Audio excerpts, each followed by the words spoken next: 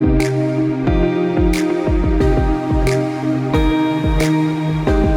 vamos entonces a aclarar en el día de hoy las dudas que se han venido presentando para resolver en los talleres y las temáticas que estamos trabajando. Primero que nada, como vamos por el tema de las soluciones, pero anteriormente estuvimos repasando los enlaces químicos, las fuerzas intermoleculares y algunas propiedades generales de los estados, sólido, líquido, gaseoso, pero muy general, lo que ya ustedes han venido trabajando de años anteriores. No vamos a entrar mucho en eso, ya esos temas lo vieron, pero vamos a analizar más que nada las mezclas, los tipos de mezclas, las soluciones. Sabemos todos que los enlaces iónicos y covalentes permiten que las moléculas tengan fuerzas intermoleculares, y esas fuerzas ya las vimos que son ion-ion, dipolo-dipolo, fuerzas de Van der Waals, etcétera. Hay unos videos que les colgué donde lo explica claramente. ¿Qué pasa cuando esas sustancias se mezclan? Cuando sustancias que no son, digamos, sustancias puras se mezclan con otras sustancias y forman sustancias no puras, en este caso que son mezclas, vemos que pueden ser de varios tipos. Nosotros vamos a diferenciar lo que se llaman las suspensiones, ¿sí? Los sistemas coloidales, o sea, coloides, y las soluciones. ¿Cuál es la diferencia entre esas tres? Las suspensiones y coloides y soluciones es que las soluciones, digamos que son mezclas homogéneas, que las partículas se sienten atraídas porque las fuerzas intermoleculares son muy similares, es decir, digamos que sus tipos de fuerzas intermoleculares son iguales, lo cual llega a decir ese famoso dicho que es lo semejante disuelve lo semejante, que yo se los mandé a consultar. Quiere decir eso, que cuando las mezclas son homogéneas es porque las fuerzas intermoleculares que componen esas sustancias o de las moléculas que componen esas sustancias son similares. Por ejemplo, el agua tiene puentes de hidrógeno, el alcohol también, por eso son solubles y por eso son soluciones. La sal con el agua son fuerzas de interacción ion dipolo, también son semejantes también porque son cargas eléctricas. Pero si yo mezclo el agua y el aceite, no se va a mezclar. ¿Por qué? Porque el uno es fuerzas de tipo de fuerzas de dispersión del hondo de Van der Waals y las otras son de fuerzas dipolo-dipolo, no son iguales. Por eso es que en este caso las soluciones se forman cuando sí son iguales, cuando son homogéneas. Voy a colocar aquí homogéneas. Y hablamos entonces un término que se llama el término de la miscibilidad. O sea, cuando dos sustancias son miscibles es porque son semejantes sus fuerzas intermoleculares, o sea que sí se disuelven. Las suspensiones estamos hablando que ya son, digamos que, heterogéneas. Entonces, las suspensiones vienen siendo mezclas pero heterogéneas. ¿Por qué? Porque sus moléculas, vamos a decir que son muy grandes y no se alcanzan a disolver. Los coloides o las coloides vienen siendo como que intermedias, son semisolubles, ya que son moléculas un poco más grandes que las que forman las soluciones, pero sí se alcanzan a disolver. Para cada uno de estos tres tipos de mezcla vamos a dedicarle un estudio, pero vamos a comenzar a estudiar las soluciones, que son mezclas homogéneas, son miscibles, y que son, digamos, que las que más se usan en la química. Sin embargo, vamos a seguir usando también, vamos más adelante a hablar de las propiedades de los coloides porque tiene unos fenómenos interesantes, y lo de las suspensiones. Entonces vamos a comenzar a hablar de las propiedades de las soluciones generales, las características, algunas de las leyes, y vamos a aprender lo que es la solubilidad y las curvas de solubilidad que están en el taller 2 para que puedan identificar y reconocer esas curvas de solubilidad. Bien, las soluciones o disoluciones más que nada son aquellas mezclas homogéneas que están conformadas por una sustancia que le conocemos como soluto y una sustancia que le conocemos como solvente. Digamos que el soluto es el que se encuentra en menor proporción o en menor cantidad, y el solvente pues la que se encuentra en mayor cantidad. Entonces, simplemente un soluto se disuelve en el disolvente y forma una solución. En este proceso vamos a hablar de solvatación, y la solvatación simplemente es el proceso en el cual ese soluto cuando se disuelve en el disolvente, las moléculas o las partículas se van a rodear de las moléculas del disolvente, como por ejemplo si yo mezclo una sal, NaCl, cloruro de sodio, ustedes saben que este es un enlace iónico, cloro carga positiva, cloro carga negativa, sodio carga positiva. Entonces lo que hace el agua es que rompe esa interacción entre esos cristales de sólido, y cada uno de los iones, en este caso el sodio y el cloro, se van a rodear de moléculas de agua, y ese rodeo de moléculas de agua, que son polares, obviamente estabilizan esas cargas, y hablamos de que eso fue una solvatación. Entonces la solvatación es el proceso en el cual ese soluto se rodea, esas moléculas, esas partículas, del solvente, ¿de acuerdo? Y es muy diferente a lo que es la miscibilidad. La miscibilidad de afinidad, se gustan, por decirlo así. El agua y el aceite no son afines, no hay miscibilidad, es simplemente eso. La solvatación ya es el proceso como tal. Bien. Bueno, entonces comenzamos con las soluciones. Vamos a comenzar con las propiedades básicas generales, y la primera que vamos a ver es la ley de Henry. Esta es una ley especial que habla sobre los gases que se disuelven en líquidos, soluciones de gases formados por disueltos en líquidos. En este caso, por ejemplo, un ejemplo claro es la gaseosa, las bebidas que contienen gases. Eh, en este caso, esta ley lo que me dice a mí es que la concentración de esos gases que se encuentran disueltos en ese líquido es directamente proporcional a la presión. ¿Qué quiere decir eso? Que si aumenta la presión, ¿sí? Vamos a decir así que la presión, ¿sí?, es directamente proporcional a la concentración del gas. O sea, coloquémoslo así, significa la proporcionalidad. ¿Qué quiere decir eso? Que cuando aumente la presión del gas que contiene, vamos a colocar aquí una botella, si un recipiente X, el cual pues está lleno de un líquido con un gas. Si yo aumento la presión de ese gas, obviamente la concentración de ese gas va a aumentar. En este caso también vamos a ver de que la ley de Henry lo que me está mostrando a mí es el comportamiento de esos gases en ese líquido. Y si la presión atmosférica externa, o si yo agito, por ejemplo, el líquido, me voy a dar cuenta que esa agitación va a aumentar la presión, y va a hacer también de que la concentración y la cantidad de gas aumente. Eso es lo que nosotros observamos cuando agitamos una gaseosa. ¿Qué pasa? La cantidad de gas como que aumenta, y al aumentar esa concentración, ese gas quiere salir y puede incluso hasta explotar. Y eso también habla de la ley de Henry. Si en el ambiente la presión ambiental también cambia, obviamente la concentración de los gases en el líquido también cambia. Podemos ver el comportamiento de la vida real. El agua de mar, o donde viven los peces, contiene gas, contiene oxígeno y otros gases, y cuando cambia esa presión atmosférica, esos gases pueden salir del agua, inclusive puede quedar el agua con poco gas, poco oxígeno para los peces. De ahí es que es importante la ley de Henry para la naturaleza. Otra característica que vamos a estudiar, además de la ley de Henry que ya vimos, es la solubilidad.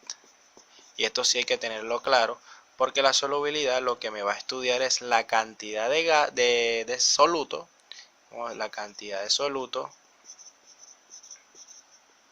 para representarlo así, STO, la cantidad de soluto que se puede disolver en el solvente.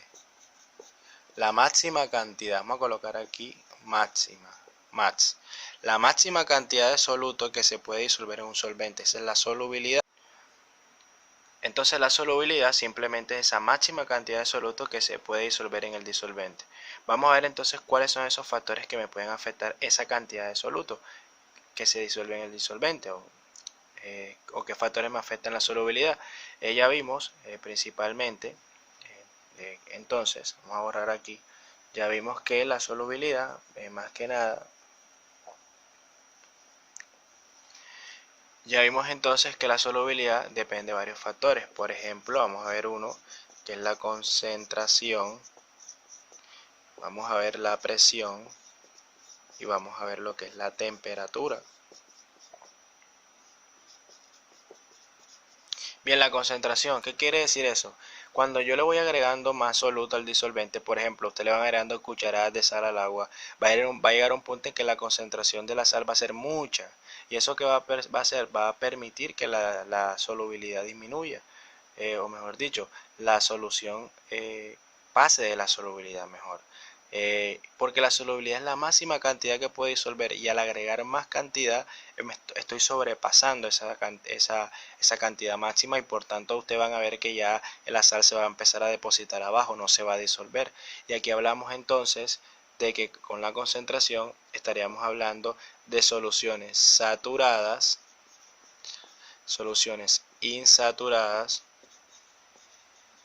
o sobresaturadas.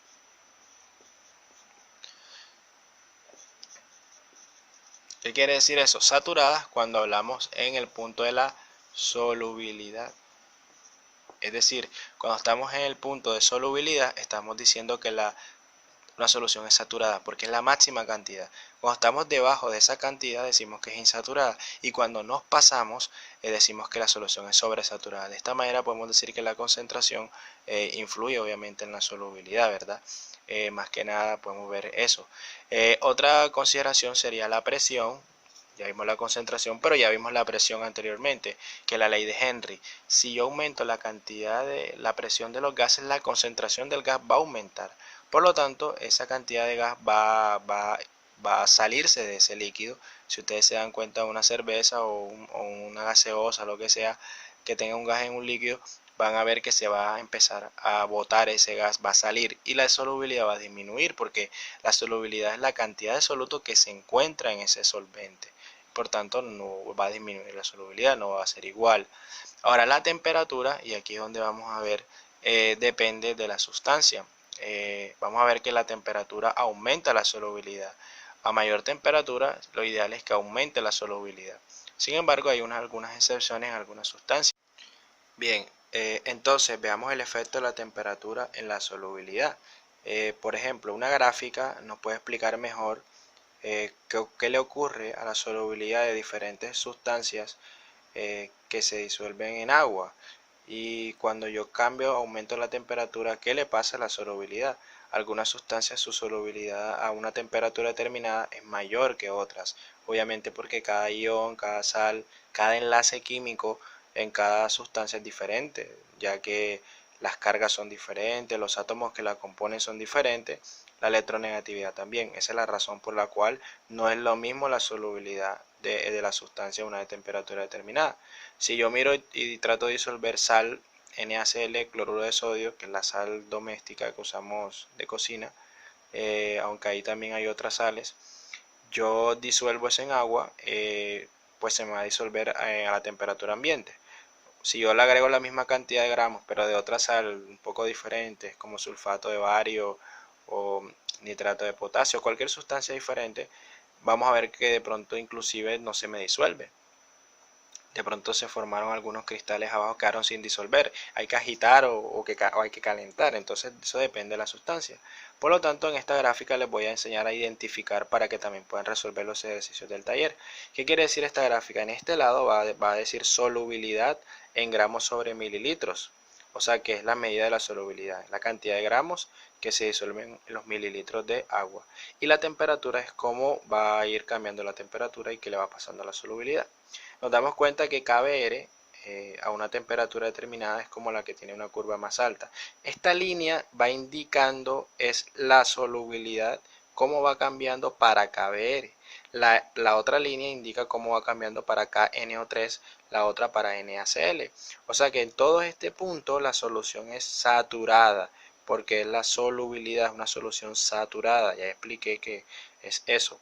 Y aquí en este caso también es para una solución saturada. Si yo me voy por encima, por ejemplo, en este punto que estoy colocando aquí, me doy cuenta que está por encima de la solución saturada. O sea que ya es sobresaturada. En este punto, la solubilidad a esta temperatura determinada, vamos a ver la gráfica, a esta temperatura determinada, ese valor de solubilidad me está indicando que ya no corresponde al NaCl, sino que está por encima.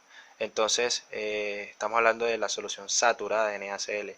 En el caso del KNO3, pues estaría por debajo del KNO3. Eso quiere decir que sería una solución para KNO3 a esta temperatura y esta cantidad, estaríamos hablando que la solución sería insaturada. Y si coloco de pronto, y para el KBr también es insaturada. Por ejemplo, si yo me ubico a este punto acá, observamos entonces aquí que en este punto el KBr corresponde a un punto por encima de su solubilidad. Entonces, entendemos lo siguiente: en las líneas corresponde a la solubilidad y los puntos que estén por debajo de esa línea para esa sustancia corresponde a puntos por debajo de su solubilidad. Cuando hablamos de cantidades por debajo de su solubilidad, hablamos de soluciones insaturadas. Cuando hablamos de en la línea de su solubilidad, hablamos de que en toda esa línea la solución es saturada y por encima obviamente ya se pasó, es sobresaturada. Entonces, dependiendo del punto donde yo quiera analizar para esta gráfica de tres sustancias donde se comparan las tres, podemos ver el comportamiento de cada sustancia en un punto determinado. Por lo tanto, en el taller vamos a observar que la gráfica la leemos de la misma manera como les acabo de explicar.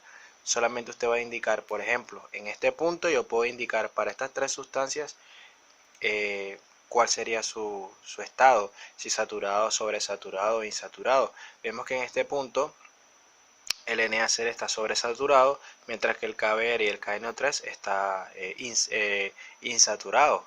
Pero si yo me voy a este punto, el NaCl está sobresaturado, porque mira dónde está su línea, mientras que el KBr está insaturado, porque digamos que está en una solubilidad un poco menor, ¿no?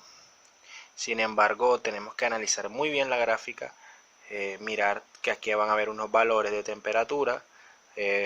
Aquí no les coloque valores porque simplemente es para explicarle la gráfica como es, y aquí debemos ver unos valores, pero ya con los valores es lo mismo. Esto indica que, por ejemplo, si esto fuera, no sé, 50 grados Celsius, yo voy a decir que en 50 grados, y de pronto aquí esto me marca, qué sé yo, 30 gramos por litro, un ejemplo, un valor arbitrario. Yo estoy diciendo que en 50 grados la cantidad que se puede disolver es por cada litro 30 gramos de KNO3. Es lo que me está indicando eso, ¿de acuerdo? Entonces así es que yo analizo esto para que puedan entonces realizar los ejercicios. Bueno, ya con esto terminamos como los conceptos fundamentales que deben de entender, que deben de practicar para que puedan resolver el taller y para que puedan ir aprendiendo y irla llevando la secuencia de la materia. Y poco a poco vamos a ir dando nuevos temas. Trataremos de que los videos sean un poco mejores. Por el momento estamos trabajando así, pero van a haber videos un poco mejores y todo poco a poco. Entonces, cualquier duda escríbanme para yo hacer nuevos videos aclarando dudas, pero necesito que escriban ahí en la plataforma, que es donde yo respondo todas las dudas. Bien, quedamos así.